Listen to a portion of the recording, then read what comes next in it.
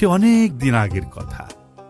ইরাকের বাগদাদ নগরীর শেষ প্রান্তে মরুভূমির সীমানা ঘেঁষে একটি এলাকা, নাম তার বাব আল বসরা।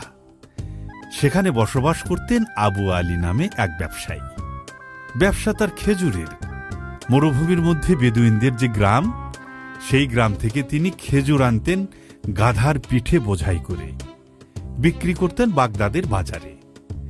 ছেলে আলী আর তার স্ত্রী আজেরাকে নিয়ে তার সুখের সংসার। কিন্তু এই সুখ বেশি দিন টিকল না। আলীর বয়স তখন 10 বছর। খুবই বুদ্ধিমান আর চটপটে ছেলে। মক্তবে সবাই তাকে খুব পছন্দ করে তার ভালো আচরণের জন্য আর পরোপকারের জন্য। বাবার সাথে আলীও মাঝে মাঝে যেত বেদুইনদের গ্রামে। দিনভর এ বাগান ও বাগান থেকে খেজুর সংগ্রহ করে বোঝাই করত গাধার পিঠে। বিকেল বিকেল ফিরে আসত বাগদাদের বাজারে। সেদিন খেজুর সংগ্রহ করে বস্তা বোঝাই করতে করতে বিকেল গড়িয়ে গেল। সন্ধ্যার পরে মরুভূমির পথটুকু পাড়ি দেওয়া খুবই ঝুঁকিপূর্ণ।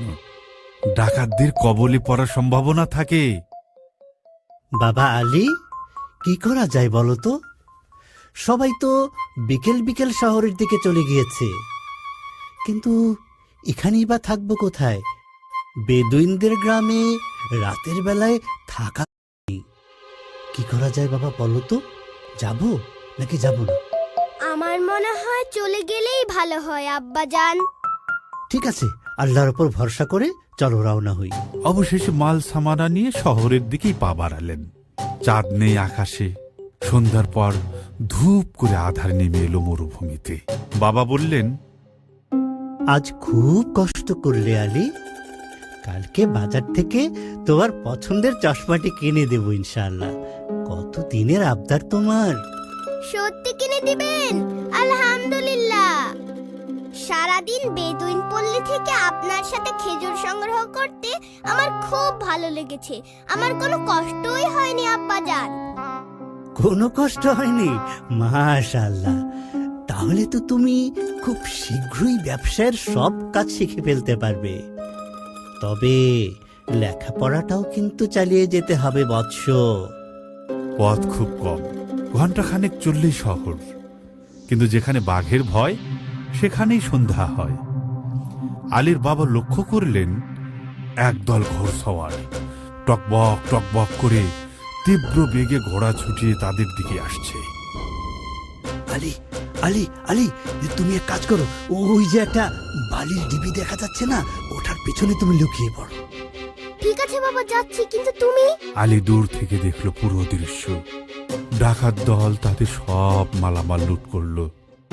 ছেড়ে দাও, ছেড়ে দাও আমাকে। আমার মালামাল নিচ্ছ নিয়ে যাও, অসুবিধা নেই। আমাকে ছেড়ে দাও। বাসায় আমার স্ত্রী আছে, ছেলে আছে। আমাকে না পেলে ওরা পাগল হয়ে যাবে। আমাকে ছেড়ে দাও তোমরা। তা কি হয় রে পাগলা? তোর মালামাল তো লুট করবই, তোকেও দাস বাজারে বিক্রি করে দেব। ডাকাত দল তাদের সব মালামাল লুট করল। ধরে নিয়ে গেল বাবাকে। ঢিবির পিছনে লুকিয়ে থেকে সারা রাত কাঁদল আলী। আমার বাবাকে ওরা ধরে নিয়ে গেছে। আমি এখন বাবাকে কোথায় পাবো? আর মাকেই বা কি জবাব দেব? সারা রাত কাঁদল আলী। সকালে মরুভূমির পথটুকু পাড়ি দিয়ে ফিরল মায়ের কাছে। মা পাগলিনীর মতন খুঁজল তার স্বামীকে, আলীর বাবাকে। আশেপাশের সব শহরে লোক পাঠিয়ে খোঁজ নিলেন, কিন্তু আবু আলীর কোনো সন্ধান মিলল না। সেই থেকে তাদের দুর্দিনের সূচনা। আলীর মক্তবে যাওয়া বন্ধ। মা এ বাড়ি ও বাড়ি কাজ করে কোনো মতে সংসার টেনে নিচ্ছিলেন, কিন্তু তার অসুস্থতা আলীর কাঁধে যেন এক পৃথিবীর সমান ভর তুলে দিল। দেখতে দেখতে 1 বছর পার হয়ে গেল। আলীর বয়স এখন 11। এই 1 বছরে আলীর বয়স যেন 10 বছর বেড়েছে।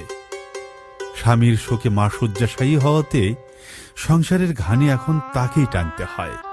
সারাদিন বাজারে এর ওর ফুট ফরমাস করে যা উপার্জন করে, তাই দিয়ে সামান্য সদাই করে রাতের বেলা ঘরে ফিরে আলী। এর মধ্যেই ঘটে গেল এক মজার ঘটনা। বন্ধুরা, তোমরা কি সেই মজার ঘটনা জানতে চাও?